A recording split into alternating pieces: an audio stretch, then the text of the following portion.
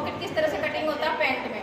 मैं एक बार और रिवीजन करा रही हूँ। अब मैं आज सूट की कटिंग बताऊंगी इसके बाद, तो ध्यान से समझ लेना। ये वापस रिवीजन चल रहा है, सबकी पैंट बन चुकी है, कई जने ऐसे हैं जिनकी नहीं बनी है, तो मैं एक बार और रिवीजन करा देती हूँ, उसके बाद में फिर सूट पे चलते हैं। अब देखो ये पैंट पॉकेट कैसे बनाएंगे पैंट की।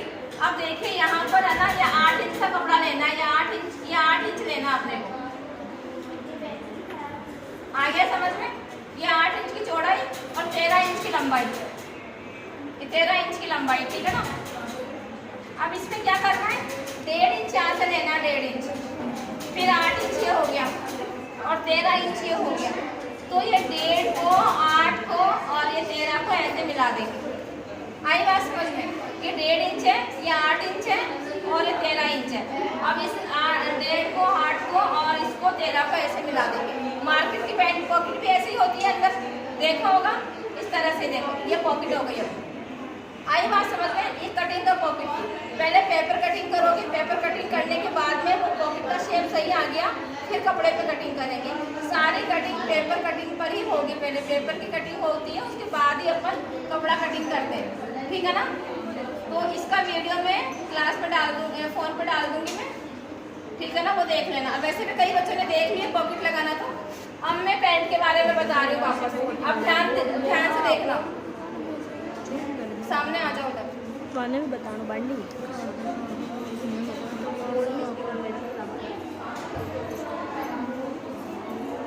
अब देखो इधर, जैसे कि मान लो सबसे पहले पैंट में क्या लेते हैं, हिप्स। पहले हिप्स लेते हैं, कमर नहीं नापते, पैंट की कमर कभी भी नहीं नापते हैं। नाप कैसे लेते हैं पैंट का, सबसे पहले हिप्स का नाप लेंगे, फिर लंबाई का नाप लेंगे। आ गया समझ में? कमर का नाप तो अपने आप ही ऑलरेडी टाइट हो जाएगा जब इलास्टिक आएगा, तो अपने आप ही कमर के हिसाब से इलास्टिक लेंगे अपन, ठीक है ना। अब इसमें क्या होता है, 44 हिप्स हो गए प्लस 8 कर दिया। 8 करने के बाद में जितना भी यहाँ पर ऐड करने के बाद आएगा उसका 1/4 कर देंगे, उसका 1/4 करके और कितना आया यहाँ पर, अब आया 13, 13 चौके 52, तो यहाँ पे 13 आ जाएगा। और यहाँ पर 2.5 अलग से लेंगे कर्व के लिए, कर्व यहाँ पे बनेगा ये राउंड, इसके 2.5 अलग लेंगे अपन, ठीक है ना। अब ये 13 और 2.5 15.5 की ये कटिंग जाएगी, ये तो 13 इंच का ये निशान लगेगा। और देखो कई लोगों की क्या होती है, ये डाउट रहता है कि आसन कितना इंच आएगा, जो यहाँ पर है ना वही यहाँ आएगा, ऊपर नीचे नहीं होगा। कोई अंदाज से भी ले लेता है, ऐसे कई लोग क्या होता है ऐसे ले लेते हैं, ऐसा नहीं होता है। इंच टेप का नाप इंच टेप से चलता है, ठीक है ना। तो अगर यहाँ पे 13 है तो यहाँ पर भी 13 ही आएगा। और अगर अपन इसमें फोल्डिंग ले रहे हैं पेंट में, तो इसको 15 कर देंगे, क्योंकि ऊपर से फोल्डिंग हो रही है, इसमें इलास्टिक लग रहा है पूरा, इसलिए 15 हो गया, वापस 13 पे आ जाएगा। और अगर अलग से बेल्ट बना रहे हैं तो फिर ये 11 आएगा। 11 होने के बाद 2 इंच की बेल्ट अलग से आ जाएगी, 13 हो जाएगा। मतलब कुल मिला के यहाँ पे 13 आना चाहिए आसन। ये आसन 13 होएगा। अब यहाँ पे क्या है, अब ये चीज़ 13 थी, यहाँ पे 2 माइनस, यहाँ 2 माइनस, 2 माइनस कर दिए, तो ये क्या हो गया, 13 में से 4 माइनस हो गए, तो कितने बचेंगे, 9।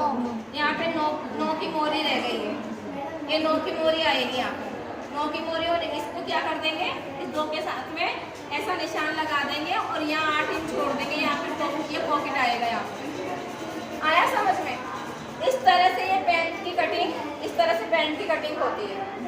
बस ध्यान कहाँ देना है, यहाँ आसन में देना है अपने को, कि भाई ये क्या है कि यहाँ पे 13 है तो 13 ही आएगा। कई लोग क्या करते हैं, कई बच्चे क्या करेंगे, 13 को भी फोल्ड कर देते हैं, 11 रह जाता है ना। तो ऐसे नहीं करना, पहले ये देखना है कि अगर अपन इसी कपड़े में बेल्ट बना रहे हैं तो अपने को 15 लेना है, 2 प्लस करेंगे, फिर 13 रहेगा। बस इस चीज़ का ध्यान दे लिया ना, तो पैंट कहीं पे भी नहीं बिगड़ती है, बिल्कुल पैंट सही हो जाती है। कटिंग बहुत ध्यान से करनी होती है, पहले पेपर कटिंग और फिर कपड़ा कटिंग, ठीक है ना, इस तरह से।